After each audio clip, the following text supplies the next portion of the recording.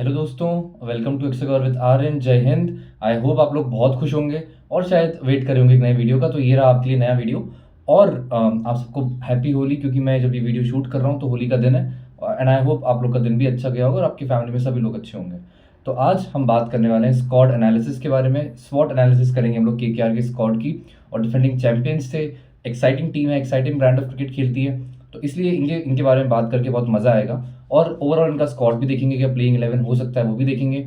और साथ ही में अगर हम देखें तो क्या क्या चैलेंजेस हो सकते हैं, स्ट्रेंथ्स क्या होंगी, वीकनेसेस क्या होंगी, अपॉर्चुनिटीज़ क्या होंगी और थ्रेट्स क्या होंगी। यही मतलब होता है स्वॉट एनालिसिस का भी। SWOT एनालिसिस की हम बात कर रहे हैं तो वो भी हम देखेंगे। और साथ ही में एक एक कंडीशन के बारे में बात करेंगे कि कैसे प्लेऑफ्स के चांसेस इनके हो सकते हैं। तो कोशिश करेंगे ये वीडियो छोटा ही रहे, क्योंकि काफ़ी लोग का मुझे DM भी आया है कि वीडियोस बहुत बड़े हो रहे हैं तो मज़ा नहीं आ रहा है। तो ठीक है, मैं छोटे वीडियोस रखने की कोशिश करूंगा और बाकी हम एक एक चीज़ के बारे में बात करेंगे। सबसे पहले हम बात करते हैं कि क्या कि अगर हम कंडीशंस की बात करें, जो कोलकाता में ये अपने 7 मैचेस खेलेंगे आउट ऑफ 14 जिनको खेलना है, तो वो 7 मैचेस खेलेंगे ईडन गार्डन्स में और 7 मैचेस खेलेंगे ये अवे कंडीशंस में, दूसरी टीम से घर जाके। तो जो होम कंडीशंस में इनके मैचेस होंगे उसमें ईडन गार्डन्स में जो मैचेस होते हैं उसमें यूजुअली आप देखते हैं कि बैटिंग पिचेस मिलती है। जो स्टेडियम की बाउंड्रीज है, वैसे तो ईडन गार्डन्स बड़ा स्टेडियम है लेकिन उसकी बाउंड्रीज को यूजुअली छोटा रखा जाता है। तो वहाँ पे आपको यूजुअली सिक्सेस ज़्यादा दिखते हैं, चौके ज़्यादा दिखते हैं और साथ में फ्लैटर विकेट्स बनते हैं, क्योंकि इनकी टीम को सूट करते हैं, क्योंकि इनके पास नंबर 8 पे रमनदीप सिंह बैटिंग कर रहे होते हैं। और दूसरी बात ये भी है कि इनके पास जो बॉलर्स हैं, स्पिनर्स भी हैं, जो सुनील नारायण हैं, वरुण चक्रवर्ती हैं, वो इतने केपेबल हैं कि किसी भी विकेट पर वो विकेट्स को परचेज कर सकते हैं और हमेशा रन रोक सकते हैं। तो वो एक कंडीशन है जो कि इनको हेल्प करती है, इसलिए ये फ्लैटर विकेट्स देते हैं। दूसरी बात ये भी है कि अगर हम ओवरऑल बात करें इनकी टीम की, तो ये 3 आईसीसी ट्रॉफीज नहीं, अब चैंपियंस ट्रॉफी जा चुकी है, अब निकालना पड़ेगा उसको। तो ये 3 IPL ट्रॉफीज जीत चुके हैं। एक जीते 2012 में अंडर गौतम गंभीर, 2014 में अंडर गौतम गंभीर और फिर जीते 2024 में under Shreyas Iyer's captaincy and under the mentorship of Gautam Gambhir. तो वो एक टैग भी है जो कि इनको देखना पड़ेगा कि गौतम गंभीर इस बार इनके पास में नहीं है, तो क्या ये जीत पाएंगे उनके बिना भी। ये चैलेंज इनके लिए रहेगा बहुत बड़ा। तो सबसे पहले तो स्क्वाड देखते हैं कि क्या इनका स्क्वाड है और कैसे फिर शेप होगा पॉसिबल प्लेइंग 11, उसके बारे में हम लोग बात करेंगे। तो सबसे पहले हम एक बार इनके स्क्वाड पर नजर डाल लेते हैं। तो सबसे पहले तो इनके कैप्टन की बात करते हैं। अजिंक्य रहाणे रिसेंटली अनाउंस हुए हैं कैप्टन ऑफ द टीम, तो अजिंक्य रहाणे होंगे captain. Quinton de Kock, Rahman Gurbaz और तीसरे रहेंगे लवनीत सिसोदिया। ये 3 विकेट कीपर्स ऑप्शन है इनके पास में। अगर हम बाकी बैटर्स की बात करें तो सीनियर प्लेयर मनीष पांडे इनकी टीम में है, रोवमन पॉल इनकी टीम में है, आंक्रिश रघुवंशी यंग एक्साइटिंग टैलेंट इनकी टीम में है। उसके बाद रिंकू सिंह, हम सबके पसंदीदा प्लेयर, रिंकू सिंह भी इनकी टीम में है, रमनदीप सिंह इनकी टीम में है। थोड़ी सी पेस बॉलिंग भी कर सकते हैं, पेस से मतलब मीडियम पेस भी कर सकते हैं। उसके बाद अगर हम देखें ऑलराउंडर्स इनकी टीम में कौन कौन है, तो मोइन अली का नाम उसमें हम लेंगे, वेंकटेश अय्यर का नाम उसमें लेंगे, सुनील नारायण का नाम उसमें लेंगे, एंडे रसेल का नाम लेंगे और साथ ही में नाम लेंगे अनुकूल रॉय का। तो ये रहे इनके ऑलराउंडर्स। उसके बाद अगर हम बॉलर्स पे आते हैं, वैभव अरोड़ा की बात करेंगे, न्यू बॉल से बेहतरीन बॉलिंग करते हैं। हर्षित राणा की बात करेंगे, यंग एक्साइटिंग टैलेंट ये भी हैं। मयंक मार्कंडे की बात करेंगे, लेग स्पिनर है इनकी टीम में, प्रोबेबली ओनली लेग स्पिनर है, ओनली स्पिनर ऑप्शन इनके पास में है। ऑनरिक नौकिया की बात करेंगे, चोटिल रहते हैं बहुत ज़्यादा। उमरान मलिक की बात करेंगे और बात करेंगे वरुण चक्रवर्ती की, जो कि एक्सपेक्टर बन के निकले इंडिया के लिए चैंपियंस ट्रॉफी में। तो ये तो रहा इनका स्क्वाड। अब सबसे पहली बात तो एक चीज़ भी है कि अगर हम इनके स्क्वाड में नजर डालें तो वेंकटेश अय्यर इन्होंने बहुत ही महंगा खरीदा है। इन्होंने अराउंड 24 करोड़ में उनको खरीदा है। तो ऐसे में उसको जस्टिफाई करना, उस टैग को, आई थिंक एक बहुत बड़ा चैलेंज रहेगा ओवरऑल उनके पास, उनके लिए। वेंकटेश अय्यर की अगर हम बात करें, क्योंकि आसान नहीं होता इतने बड़े प्राइस टैग को जस्टिफाई करना, क्योंकि आप कुछ भी करेंगे तो आपके साथ हमेशा वो जाता रहेगा कि इतने महंगे में खरीदा है। तो एक चीज़ है। उसके अलावा अगर हम और नज़र डालते हैं इनके पॉसिबल प्लेइंग 11 में, तो उस पर एक बार हम देखते हैं कि क्या 11 का खेल सकते हैं। बाकी हम इसको 12 भी देख लेंगे, क्योंकि इम्पैक्ट प्लेयर भी आता है। तो मैं आपको 12 प्लेयर्स के नाम बता देता हूँ कि 12 कौन से खेल सकते हैं। और उसमें से फिर जो अगर टीम पहले बैटिंग करती है तो एक्सेस बैटर पहले से नेम्ड होगा प्लेइंग 11 में, और उसके बाद में वो फिर बाहर हो जाएगा और सेकेंड बार में प्लेइंग, फिर वो बाहर हो जाएगा, बैट्समैन बाहर जाएगा और बॉलर अंदर आ जाएगा। तो ऐसा होता है। तो मैं 12 लोगों का नाम आपके सामने ले रहा हूँ और उसके बाद में हम देख लेंगे कि और कौन से बेटर ऑप्शंस हैं इनकी टीम में। सबसे पहले सुनील नारायण ओपन करते हुए मुझे दिख रहे हैं फिर से। क्विंटन डिकॉक की बात करेंगे, तो ये मैं आपको प्लेइंग 12 बता रहा हूँ, है ना। तो सुनील नारायण की बात करेंगे, जो कि ऑलराउंडर भी हैं, मिस्ट्री स्पिनर भी हैं और ओपन करते हुए उनको दिख सकते हैं। और सेकंड मैं देखना चाहूँगा रहमानुल्लाह गुरबज को खेलते हुए, क्योंकि गुरबज रिसेंट टाइम्स में भी फ्रेंचाइजी क्रिकेट में अच्छा करते हुए आ रहे हैं। और गुरबाज जिस तरीके के यंगस्टर हैं, आई थिंक एक्साइटिंग प्लेयर भी हैं, शॉट्स अपने रोकते नहीं हैं, अग्रेसिव खेलना जानते हैं। क्विंटन डिकॉक थोड़े से मुझे लगता है कि रस्ती दिखाई दिए हैं, ऐसे 20 में भी मुझे दिखे, और वैसे भी अब क्योंकि उतना एक्टिव क्रिकेट नहीं खेल रहे तो थोड़ा सा बाहर भी है। उसके बाद में अजिंक्य रहाणे नंबर 3 पे मैं देखना चाहूँगा इनको। आंक्रिश रघुवंशी नंबर 4 पे मैं देखना चाहूँगा। नंबर 5 पे वेंकटेश अय्यर आने चाहिए। नंबर 6 पे रिंकू सिंह, नंबर 7 पे एंड्रे रसेल, नंबर 8 पे हम देख सकते हैं रमनदीप सिंह को, नंबर 9 पे हर्षित राणा हो गए, नंबर 10 वरुण चक्रवर्ती, नंबर 11 वैभव अरोरा, न्यू बॉल के अच्छे बॉलर हैं। और फिर मैं देखना चाहूँगा स्पेंसर जॉनसन को, जो कि मैं नंबर 12 अभी बोल रहा हूँ, लेकिन उसका मतलब है कि इम्पैक्ट प्लेयर जब भी आएगा तो किसी एक को रिप्लेस करके ये बॉलर आ सकता है, या तो बॉलर को रिप्लेस करके बैटर आ सकते हैं। तो वो मुझे इनका 12 दिखता है। अब उसके अलावा अगर हम इनके 12 के बारे में और बात करें, तो इसमें और भी कुछ 3-4 प्लेयर्स हैं जिनके बारे में हम एंड में बात करेंगे कि वो भी खेल सकते हैं। तो पहली बात तो इनकी टीम में वही है कि जो इनका टेम्पलेट रहा है पिछले साल में भी, वो रहा है कि हम डीप बैटिंग करें, मतलब बैटिंग डेप्थ हम रखें, अग्रेसिव अटैकिंग क्रिकेट खेलें, शुरुआत से रन्स बनाने को देखें, जहाँ बॉल मिले मारें, ओपनिंग हमारी अच्छी करें, उसके बाद में उस मोमेंटम को तोड़े ना, और जो भी बैट्समैन जाए वो अच्छा तेज खेले, वो एक चीज़ है। उसके अलावा इनकी फिनिशिंग जो इनके पास स्ट्रेंथ है वो बहुत अच्छी है। रिंकू सिंह, वेंकटेश अय्यर, एंडी रसेल, रमनदीप सिंह पहली बॉल से छक्के मार सकते हैं सारे प्लेयर्स, तो वो इनके पास में है। तो उस पर इनके स्पिनर्स अच्छे हैं, इनके पेसर्स भी थोड़े से रिलेटिवली न्यू है, पर हर्षित राणा जो कि अब सीनियर प्रो हो चुके हैं, इंडियन टीम में भी थोड़ा सा खेल चुके, तो इनके लिए वो सीनियर प्रो है। उसके बाद स्टार्क का रिप्लेसमेंट स्पेंसर जॉनसन बन के खेल सकते हैं मुझे लगता है, तो वो भी एक एक्साइटिंग देखना हुआ चीज़ हो सकती है इनके लिए, वो भी एक बात होगी। तो ये मेरे हिसाब से इनका प्रोबेबल 12 हो सकता है, प्लेइंग 12 की हम बात कर सकते हैं कि ये इनका हो सकता है। अगर हम उसके अलावा अब आगे जाएँ, तो बस होप मुझे यही है इनसे कि ये फिर से प्लेऑफ्स में जाएँगे, क्योंकि जिस तरीके का इनका प्लेइंग 12 दिख रहा है, जिस तरीके का इनका ओवरऑल स्क्वाड दिख रहा है, तो आई थिंक इनको जाना चाहिए इस बार आईपीएल के प्लेऑफ्स में, बिल्कुल। तो उसके बारे में अगर हम अब और देखें, तो अब इनकी हम बात करें सबसे पहले स्ट्रेंथ्स के बारे में कि इस टीम की स्ट्रेंथ्स क्या है। तो पहली चीज़ तो ये है कि इनका कोर इन्होंने एज इट इज़ रिटेन कर लिया है। अगर आप बात करें तो इनके पास फिल सॉल्ट, श्रेयस अय्यर और मिचेल स्टार्क, इन तीन को छोड़ के इनके पास बाकी जो प्लेइंग 11-12 में प्लेयर्स थे वो सारे ही इनके पास में हैं, और एक सूर्य शर्मा को अब छोड़ सकते हैं। तो ये 4 के अलावा 8 प्लेयर्स इन्होंने रिटेन कर लिए हैं। तो ये 8 प्लेयर्स रिटेन करना बिल्कुल भी ईजी चीज़ नहीं थी, जो कि इन्होंने कर दी है। तो हम ये कह सकते हैं कि स्ट्रेंथ ही है कि कोर रिटेन हो गया है, इनको बहुत ज़्यादा चॉपिंग या चेंजिंग नहीं करनी पड़ी, कुछ 2-3 चेंजेस करने पड़े, पर कोर रिटेन है तो वो एक अच्छी बात है। दूसरी बात, टीम का बैलेंस इसी वजह से क्या हुआ कि वो ऑलमोस्ट सेम रह गया। और टीम बैलेंस किसी भी टूर्नामेंट में अगर आप जाते हैं तो टीम बैलेंस का क्रिकेट में बहुत ज़्यादा रोल होता है, कि अगर आप बैटिंग डेप्थ देखते हैं, आप ऑलराउंडर एबिलिटीज़ देखते हैं बाकी सब प्लेयर्स की, तो उन सब में भी मेरे हिसाब से वो ज़रूरी है टीम बैलेंस का होना, तो वो इनके पास में है। दूसरी बात ये भी 2024 का आईपीएल इन्होंने जीता है, तो विनिंग मोमेंटम को कैरी फॉरवर्ड कर सकते हैं कि नहीं, वो एक चीज़ होगी। एंड आई थिंक वो जो विनिंग मोमेंटम है उसका बहुत रोल रहेगा, क्योंकि हर एक जो यंगस्टर भी होगा, हर एक प्लेयर जो होगा वो पम्प्ड अप होगा फॉर अ विन, तो वो एक चीज़ है। उसके अलावा अगर हम देखें तो मॉडर्न टी20 क्रिकेट का स्टाइल जो होता है, एग्रेसिव खेलने की बात होती है, ऑन द फ्लैटर विकेट्स की बात होती है, तो ये अच्छे से खेलना जानते हैं। शुरुआत से ही आपने पिछले सीजन में भी देखा, फिल सॉल्ट हैं, सूर्य नारायण है, ऊपर से ओपनिंग तेज करते हुए रामकृष्ण रघुवंशी यंगस्टर हैं, एक टाइम पे अंडर 19 खेलते थे, उस टाइम पे स्लो बैटिंग करते थे, लेकिन उन्होंने भी अपने आप को वैसा बना दिया कि वो अग्रेसिव भी खेल सकते हैं, वो स्लो भी खेल सकते हैं। तो ऐसे प्लेयर्स जो होते हैं, आई थिंक वो प्लेयर्स होते हैं प्लेयर्स फॉर द फ्यूचर, तो उसमें इनका नाम भी watch out for this lad Ankush Raghuvanshi, वो एक बात होगी। तो ये अग्रेसिव स्टाइल ऑफ प्ले जो इनका है, ये इनको बहुत ज़्यादा मेरे हिसाब से एक एज देता है बाकी टीम्स के अगेंस्ट। उसके बाद कहीं पे भी जाके ये खेल सकते हैं, फिर ये अगर आरसीबी के होम ग्राउंड में जाते हैं, बैंगलोर में जाते हैं, मुंबई में जाते हैं, ये कहीं पे भी जाते हैं, तो इनके पास में थोड़ा सा एज होता है, क्योंकि ये हर तरीके की कंडीशंस में खेल सकते हैं। ऐसे थोड़ा स्लोअर कंडीशन इनको हेल्प नहीं करेगी, लेकिन अगर आप बैंगलोर की बात करें, मुंबई की बात करें, तो यहाँ पे भी कंडीशन रिलेटिवली फ्लैटर होती हैं, तो यहाँ पे भी इनको हेल्प होगी। तो इनकी अवे कंडीशंस भी कभी कभी इनके लिए होम लाइक कंडीशन बन सकती हैं, तो वही बात है। उसके अलावा स्पिनर्स जो इनके हैं, अगर आप बात करें सूर्य नारायण की बात करें, आप वरुण चक्रवर्ती की बात करें, अगर आप इनके स्क्वाड में और देखें तो Mayank Markande leg spinning option है, उसके बाद अनुकूल रॉय का ऑप्शन है, तो मेरे हिसाब से स्पिनर्स जो इनके पास में है, ये वन ऑफ द बेस्ट है इस आईपीएल में, तो ये भी इनको एक बहुत बड़ा इनके लिए स्ट्रेंथ है।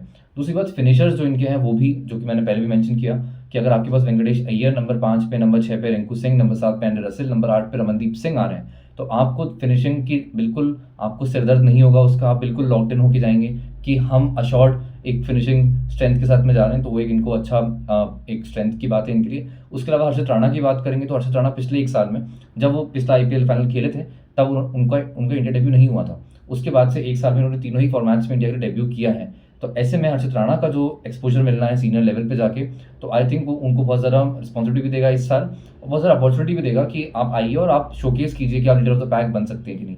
और मेरे हिसाब से वो लीडर ऑफ द पैक बन के बिल्कुल रहेंगे इस टूर्नामेंट में, और उनको हर जगह पे बॉलिंग करनी होगी, उनको शायद न्यू बॉल भी मिले, उनको मिडिल ओवर्स भी डालने होंगे, उनको डेथ बॉलिंग भी करनी होगी। तो ऐसे में हर्षित राणा के लिए भी बहुत बड़ा एक चांस है टू शोकेस दिस टैलेंट, वो भी एक बात है। उसके अलावा अगर हम कुछ वीकनेसेस पे आएँ, तो कुछ 3-4 वीकनेसेस भी इनके पास में है।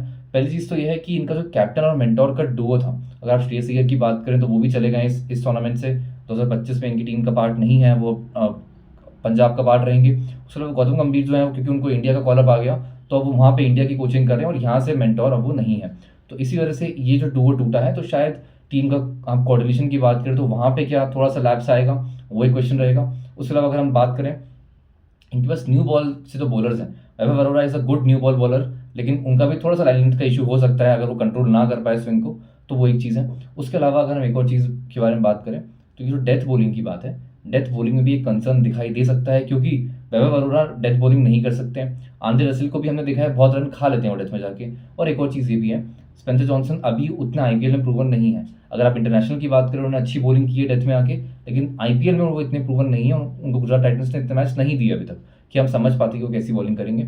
उसके अलावा अर्षित राणा को भी एक बहुत बड़ा चैलेंज रहेगा कि वो कैसे डेथ बॉलिंग करते हैं। वैसे आई थिंक उनके ऊपर ट्रस्ट रहेगा, क्योंकि पिछले साल भी अगर आप याद करें वो मैच हेनरिक क्लासन के अगेंस्ट हैदराबाद से जब वो मैच खेल रहे थे, तो वहाँ पे हेनरिक क्लासन को भी उन्होंने आउट किया था और डिफेंड किया था एक लो स्कोर को, आखिरी 15 रन के अराउंड डिफेंड किया लास्ट ओवर में आके। तो अर्षित राणा पे प्रति मच ये लोग डिपेंड करेंगे कि वो और स्पेंसर जॉनसन वो काम करके दें। बाकी मुझे लगता है कि ये कंसर्न रहेगा उनके लिए, जिसको उनको एड्रेस करना होगा। उसके बाद एक और कंसर्न ये भी है कि Mitchell Starc internationally recognise bowler भी हैं, और न्यू बॉल से और डेथ बॉलिंग वो अच्छी कर सकते हैं। तो न्यू बॉलिंग में कम से कम वो स्टार्क को मिस करेंगे और स्पेंसर जॉनसन से उम्मीद करेंगे कि वो थोड़ा सा फिल इन करके दें स्टार्क के रोल को। तो वो भी एक कंसर्न रहेगा कि वो भी वीकनेस बन जाएगा कि स्ट्रेंथ बनेगा स्पेंसर जॉनसन कराना, वो भी एक क्वेश्चन रहेगा। उसके बाद में सुनील नारायण का जो फॉर्म है, अगर सुनील नारायण ओपन करते हैं इस बार, तो मुझे लगता है कि इस बार उनके चांसेस ज़्यादा हैं फेल होने के। अब ये आप प्रेडिक्शन ले लीजिए या कुछ भी ले लीजिए, क्योंकि मुझे लग रहा है कि पहले तो बहुत टाइम से वो रन्स नहीं बना पा रहे, तो रन्स अंडर हिज बेल्ट नहीं है। दूसरी बात ये भी है कि जो ऐसे बैटर्स होते हैं जो जो टुल्ले होते हैं, जो लप्पेबाज होते हैं, इनके साथ में ये होता है कि इनको आउट करना उतना डिफिकल्ट नहीं होता है अगर ये कंसिस्टेंटली रन बना रहे होते हैं। तो एक टाइम आता है जहाँ पे इनकी वीकनेसेस एक्सपोज हो जाती हैं। जैसे अगर मैं इनकी एक वीकनेस बताऊँ, तो अगर आप इनको स्लोअर बॉल फेंकें, अगर आप स्लोअर बॉल आउटसाइड ऑफ में फेंकें, तो ये थोड़े से फंसते हैं वहाँ पे। अगर आप इनको तेज तर्रार शॉर्ट बॉलिंग करेंगे, इनके हेड पे, इनके कान के आसपास बॉलिंग करेंगे, वहाँ पे भी फंसते हैं। पर टीम्स यूजुअली क्या करती हैं आईपीएल में, थोड़ा सा कंजर्वेटिव सी हो जाती हैं कि विकेट्स के लिए नहीं जाती हैं, और वो जाती हैं कि हम रन बचा लेंगे ऐसे भी, तो वो एक चीज़ होती है। तो सुनील नारायण का फॉर्म मेरे हिसाब से एक वीकनेस की बात है, not in terms of bowling but in terms of opening batting, वो एक चीज़ रहेगी। उसके अलावा अगर हम अपॉर्चुनिटीज़ की बात करें कि इनके लिए क्या अपॉर्चुनिटीज़ होने वाली हैं इस आईपीएल में, क्या क्या कुछ अचीव कर सकती हैं, क्या देखने लायक चीज़ें होंगी इनके लिए। तो पहली बात तो ये है कि टाइटल को बैक टू बैक जीत सकते हैं और थर्ड टीम बनेंगे करते हुए, क्योंकि इससे पहले मुंबई इंडियंस ने ये चीज़ की हुई 2019 में, 2020 में, और सीएसके ने भी सेम चीज़ की हुई 2010 में, 2011 में। तो वो एक चीज़ रहेगी कि इनके पास बहुत बड़ी अपॉर्चुनिटी है to win title back to back. उसके बाद में रहाणे इस बार के कैप्टन है, तो बिल्कुल पम्प्ड अप होंगे इस बार टू प्रूव हिज वर्थ, क्योंकि उनको पहले बार ऑक्शन में जब उनका नाम आया था उनको लिया नहीं गया था, जब रीरन हुआ तो उसके बाद उनको पिक किया गया। तो कैप्टन अभी वो बने भी हैं, तो उनको प्रूव करने रहेगी अपनी वर्थ। आई थिंक बहुत ज़्यादा पम्प्ड अप होंगे, और रिसेंटली परफॉर्मेंस इस तरीके का उनको डोमेस्टिक में भी आया है, तो बिल्कुल मेरे हिसाब से वो फोड़ने की तैयारी से आएंगे। एक और चीज़ ये भी है कि अब इस टीम को बहुत ज़्यादा प्रूव करने का मन भी होगा शायद अंदर से, कि हम गौतम गंभीर के बिना भी जीतना जानते हैं, हम श्रेयस अय्यर के बिना भी जानते हैं। तो ये भी एक बहुत बड़ी अपॉर्चुनिटी है ही, और इनको दिखाना पड़ेगा, क्योंकि वरना सब लोग यही कहेंगे कि गौतम गंभीर की वजह से ही आप जीत रहे थे। तो आई थिंक ये भी इनके ऊपर एक प्रेशर भी रहेगा और अपॉर्चुनिटी भी रहेगी इसीलिए।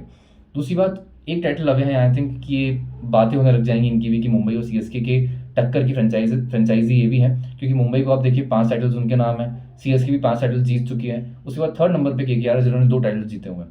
तो ऐसे में इनके पास भी मौका है कि वो भी 3 टाइटल जीतें, और वो जो टॉप 3 की अगर हम फिर बात करें, तो मुंबई, सीएसके और केकेआर का उसमें नाम बिल्कुल आएगा।